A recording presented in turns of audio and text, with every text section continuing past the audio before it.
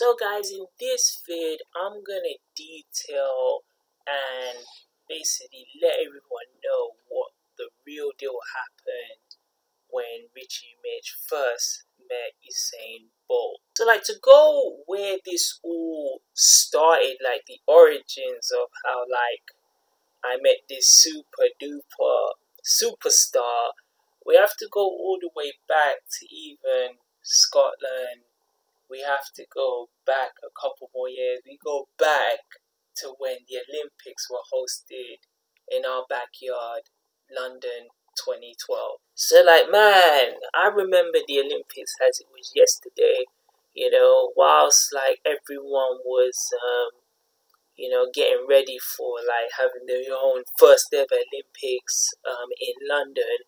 I was one of the very many who was able to secure a job there as like a games maker staff, it's games maker slash like security slash steward staff. I basically was like one of the many helpers who were giving their support in the Olympics, whether it be at the Stratford Olympic Park, if it was at like a few other big places like Wembley, other venues across the London like the O2 Arena, they were spread out all across London, but where I was primarily based was definitely at the Olympic Park. So I mean, the Olympics was, to me personally, will always go down as one of the best ever jobs gigs I've ever had. It was like going to work every day and it was fun.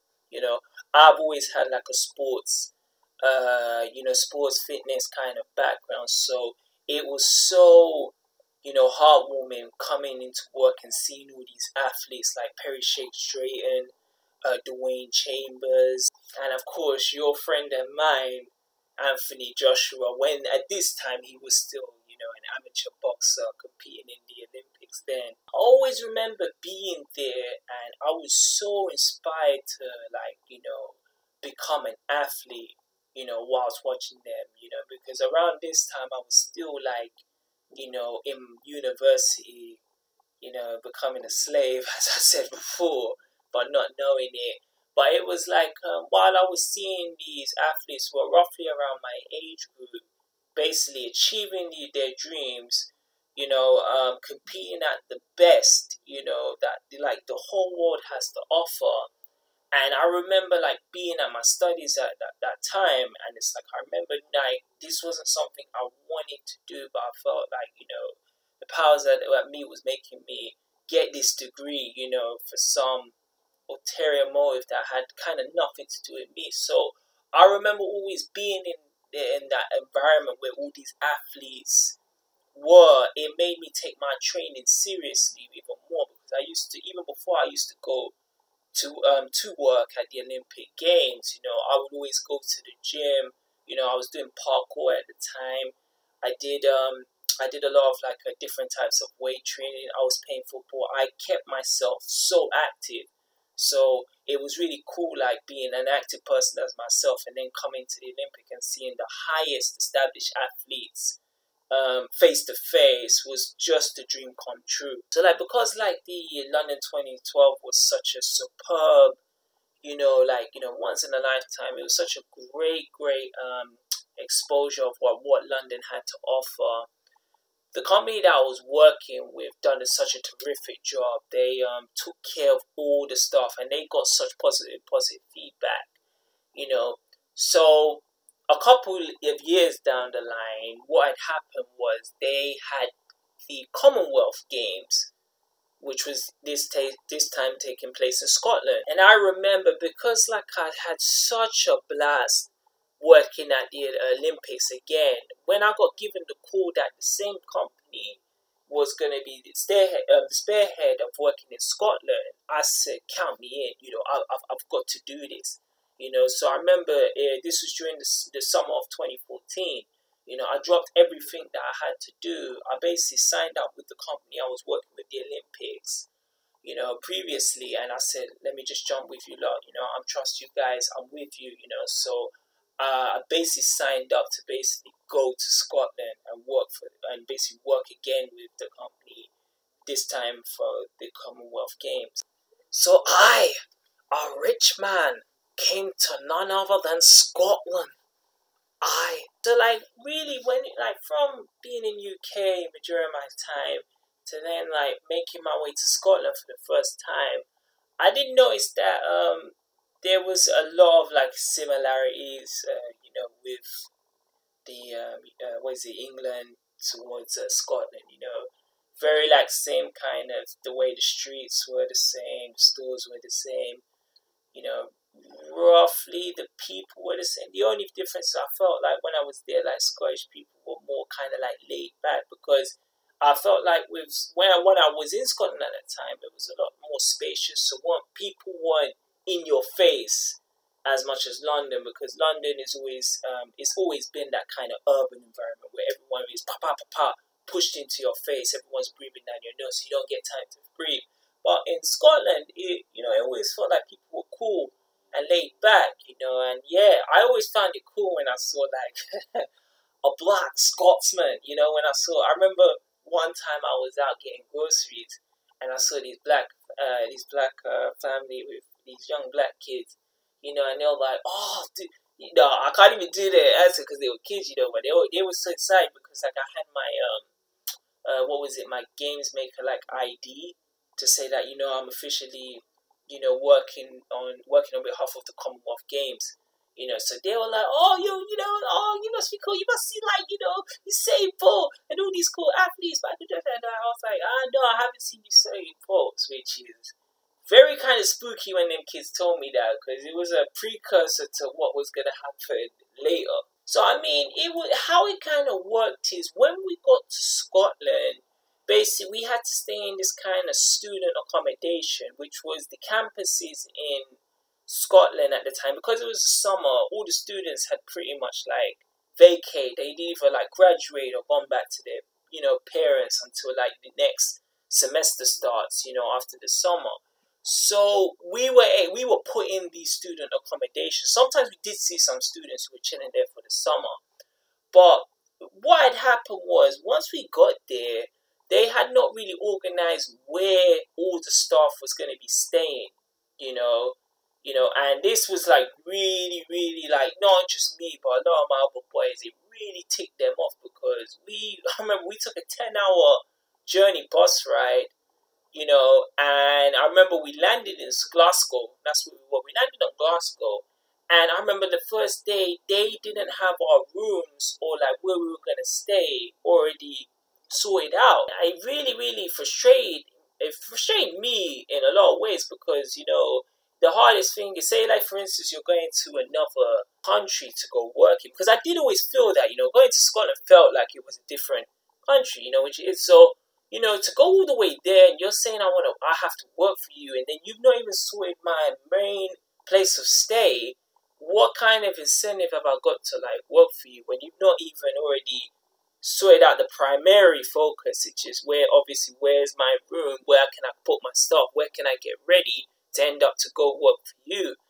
And it was just an ongoing like saga, because the worst thing was, and it was what I keep explaining to people to this day, the main people who were in charge of that company I was working with in the Olympic Games, they weren't there at the time. You know what I mean? They left these kind of like underground lackeys, I don't know. I think most of the guys probably were working in, I don't want to even say it, but let's just say they were just incompetent. Like I think to give these three guys, these three guys like these head positions, and because the Commonwealth Games is a big, like, that's a big thing to let these guys in charge. And like we had to pay for it, because the worst thing was once we arrived in Scotland, we found out they didn't organise our where we were staying. You know what I mean? They did not were able to sort out none of that. So we had to stay at one accommodation from another accommodation to another accommodation. Nothing was guaranteed, and we end up going to work for like these 12-hour shifts. In the baking hot weather in Glasgow. Not too many like meals, which I'm gonna go into later. And then we would come back and they said like they don't even know where we're staying. And as I mentioned, the meals, it was it was basically displayed on our contract before all of us even went to Scotland. It was in the contract that we would be given meals. It's customary in a contract that if you're going obviously to work for someone, they have to provide meals because we're all signed up to go to this place to work 12-hour plus shifts. So within that time, there would be no time to obviously go to the stores and that to get, your foods and that. Imagine if you're doing like 12-hour plus shifts day to day to day. Once you're not doing that, you're going to be spending the time to rest. Am I right? I'm not from Mars. I mean, I need my rest. So as I remember, the days in Glasgow were very strenuous, very exhausting, and very tiresome. And day by day, even though we were making basically for each day, we we're basically making around 100, let's say bucks, roughly around that kind of range for a day.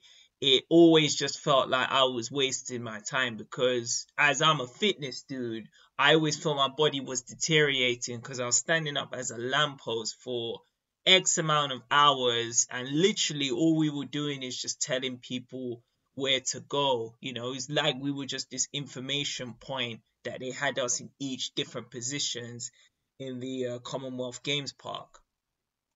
Then on one fateful day, I will remember this day forever. We got to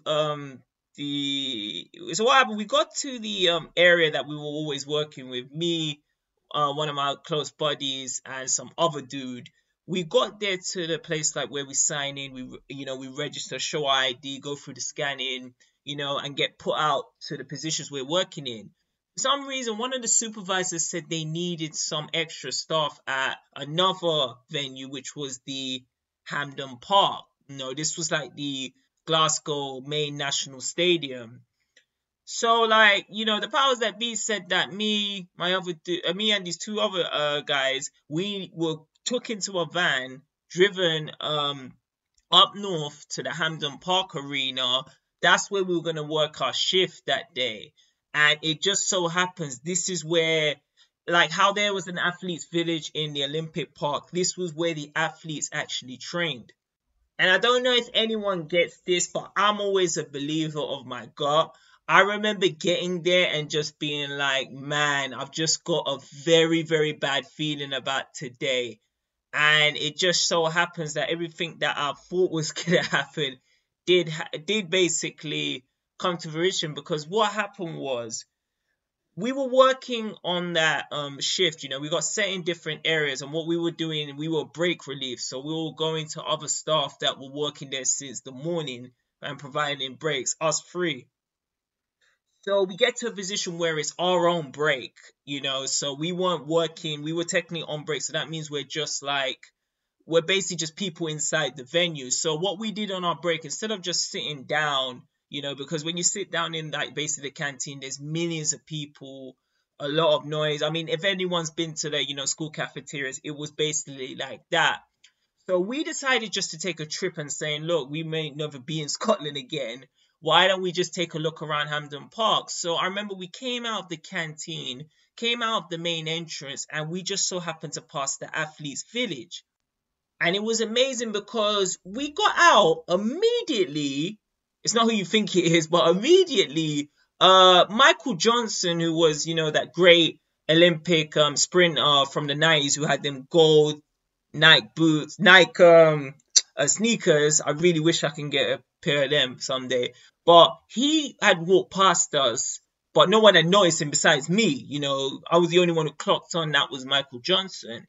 Then it just so happens we walked a couple yards further, and to the greatest surprise, we saw the legend, the myth, Usain Bolt, basically walking towards us. He had finished training, because I think he had a race that day. He just finished training and he was walking towards the gate. So in my mind, I was like, you know what? How many times do you ever get to meet a legend face to face? I always had deep regrets that I never ever got to see Michael Jackson, one of the most like charismatic entertainers, one of the best performers of all time, and I never got to see him. And it just so happens I saw a superstar of this magnitude right in front of my eyes. And and in the moment I'm like, look, I'm on my break.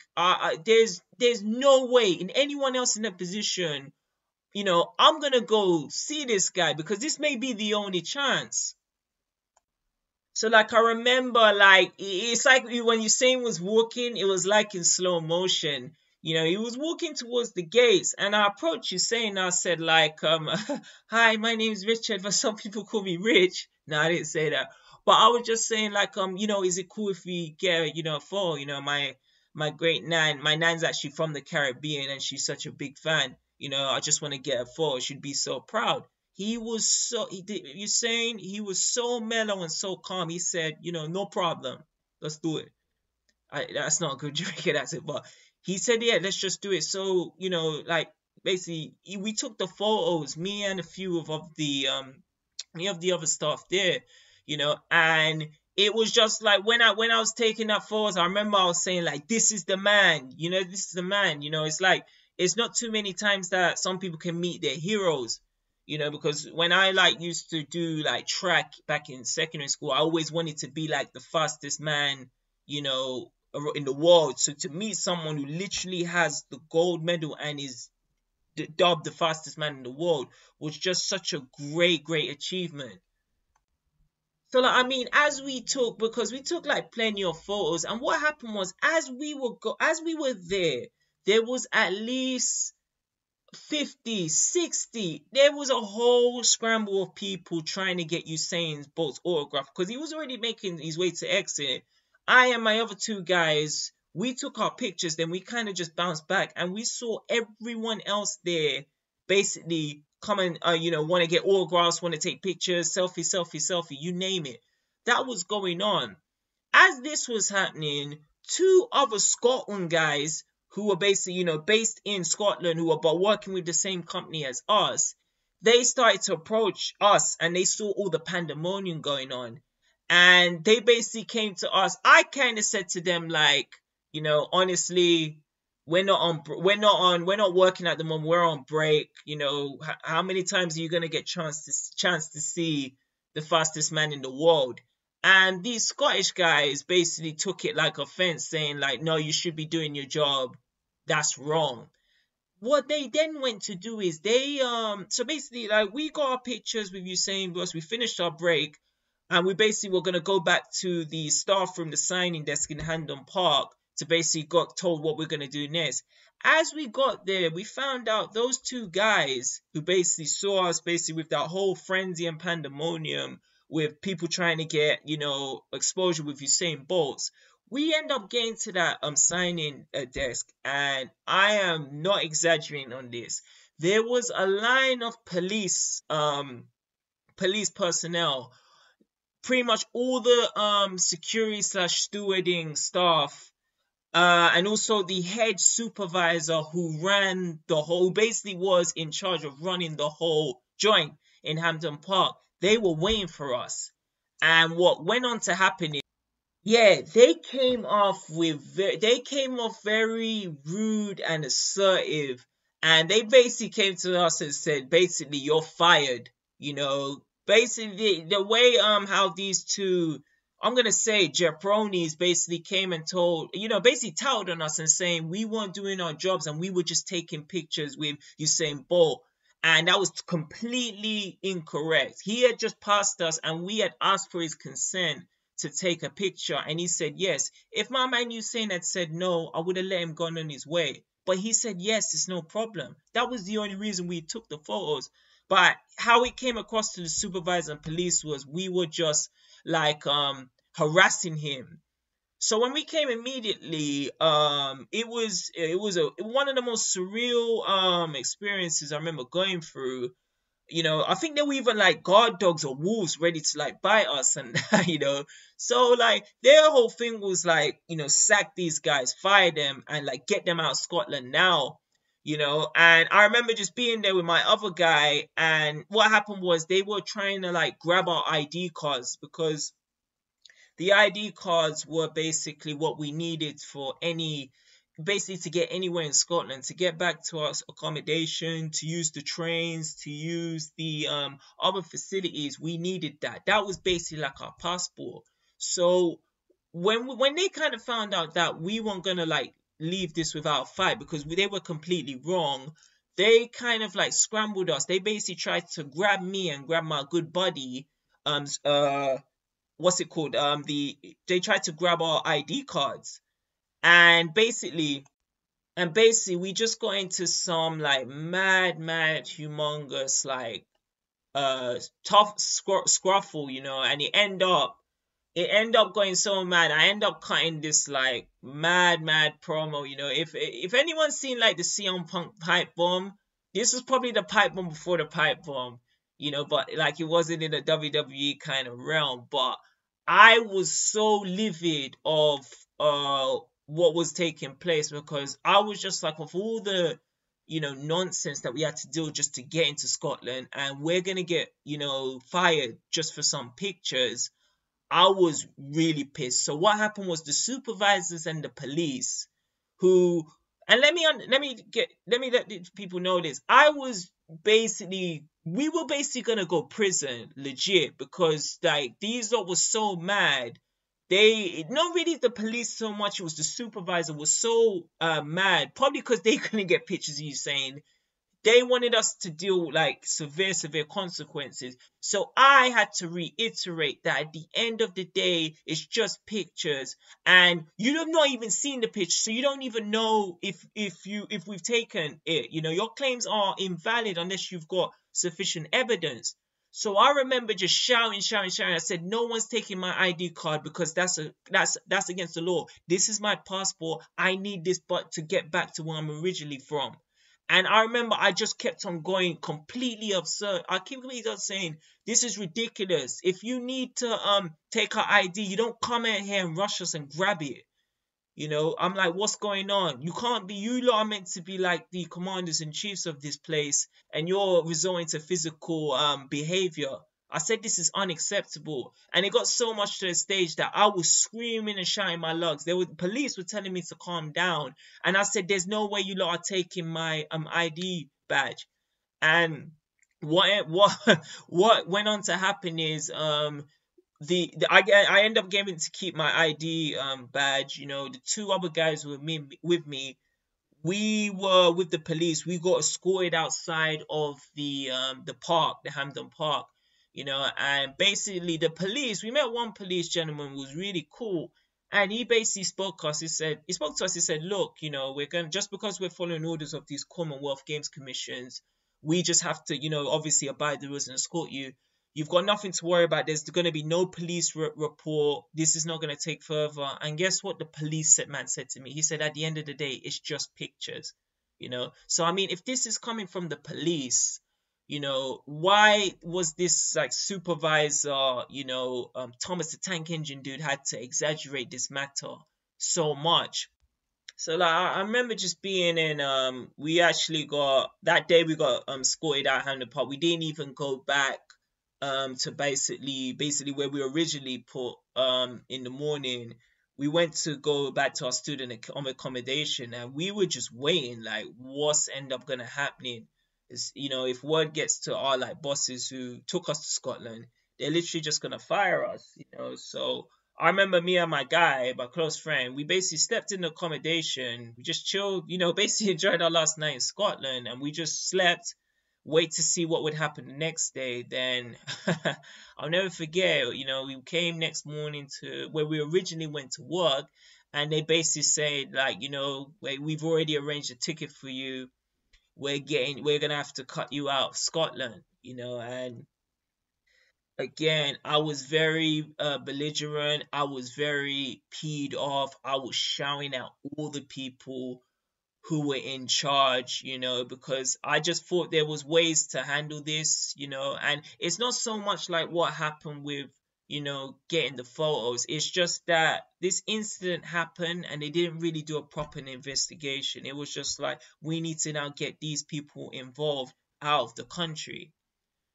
So it was really, it was just pandemonium. I remember, like, grabbing my suitcase, and I was just like, F Scotland, I'm never coming to this place again. And it left like such a bitter taste. When I remember when we left Scotland and we came back to London, and it's like I was like, I'm gonna try like sue this company, because what I'd found out is, for the first time ever, Richie Rich made an appearance on TV. They had announced that the incident that happened, of like the guys, including me, the security staff, basically taking pictures of Usain Bolt.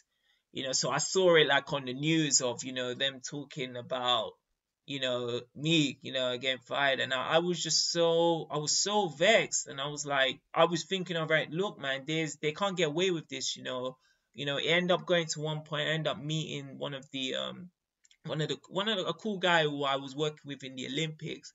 I met him then. I was bombarding him with questions. I was like, why weren't you there in Glasgow? The organization was terrible. All these situations, because at that point I was thinking, I'm gonna get payback. I'm gonna sue this company, because you breached the contract and I got fired for taking pictures. This is unacceptable. And it's like, it was one of those situations that they end up winning, because I got sent back from Scotland and there wasn't enough evidence for me to back up my claims, because I'd already got kicked out of the country. And it's one of those things where the staff who was there, if we as a union said, like, we're going on strike because what had happened, there's been plenty of stuff that's been going on, and plenty of hideous acts that have been going on since we arrived in Scotland. If we as a group had said, we're going to go strike because Rich and a few other stuff got sent away, something could have happened. But it was just me and the two other dudes got sent back to London, and we basically had no case.